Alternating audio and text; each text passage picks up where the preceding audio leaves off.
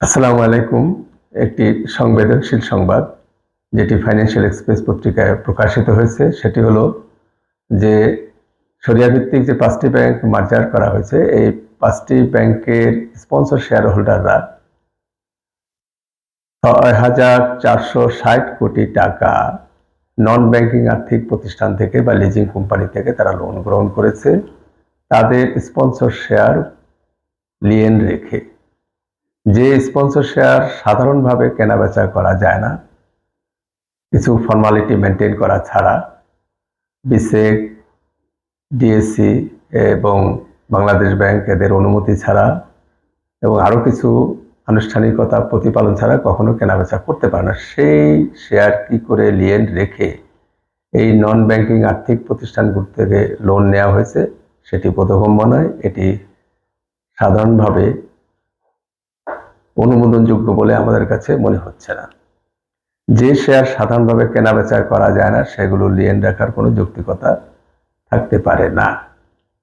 এখন বাংলাদেশ ব্যাংক কিছু non banking আর্থিক প্রতিষ্ঠান অবসায়নের সিদ্ধান্ত নিতে যাচ্ছে, সেখানেও কিন্তু শেয়ার হোল্ডাররা আছে। তাহলে ওই কোম্পানিগুলো কিন্তু এই মার্জারকৃত স্পন্সর শেয়ার হোল্ডারদের দ্বারা ক্ষতিগ্রস্ত হয়েছে।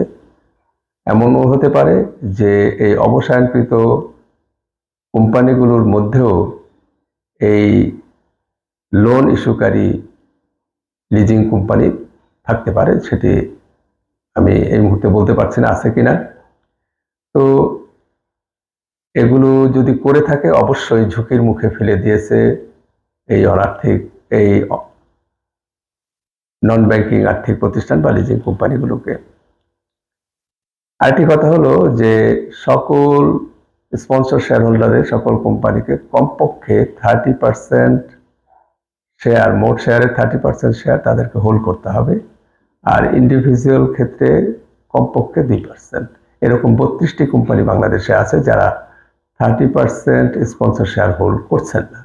এগুলোর ব্যাপারে বিসেককে তড়িৎ ব্যবস্থা নেওয়া সঙ্গত বলে মনে করি, এবং কোন কোন কোম্পানি তারা এরকম লিয়েন রেখে ঋণ গ্রহণ করেছে সেটিও খতিয়ে দেখা দরকার, কারণ এটি পুঁজিবাজারের জন্য অবশ্যই ঝুঁকিপূর্ণ। এটি বিধিগতভাবে করতে পারে বলে আমার মনে হয় না। অবশ্যই এই ব্যাপারে পদক্ষেপ গ্রহণ করা উচিত।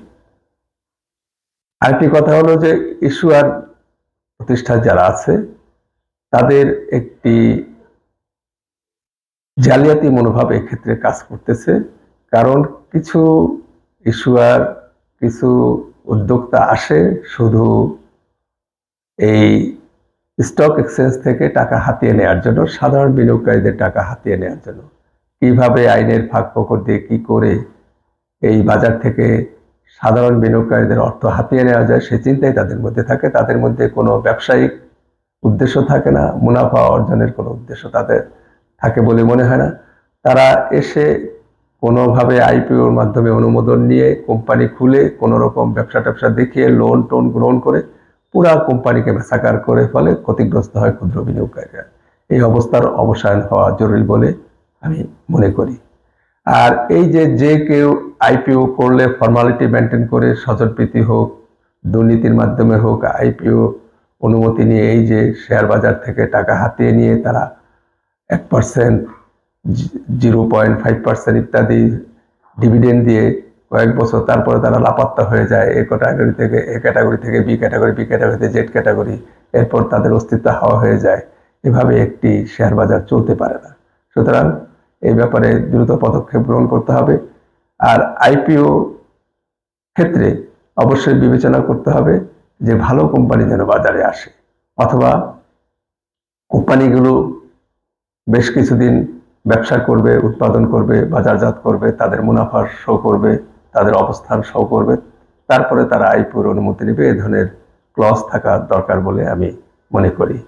সুতরাং এই যে লিয়েন রেখে লোন নেওয়া, এটি কি অবস্থায় আছে এবং স্পন্সর শেয়ার হোল্ডাররা 30% হোল্ড করছে কিনা সেটিও খতিয়ে দেখা দরকার।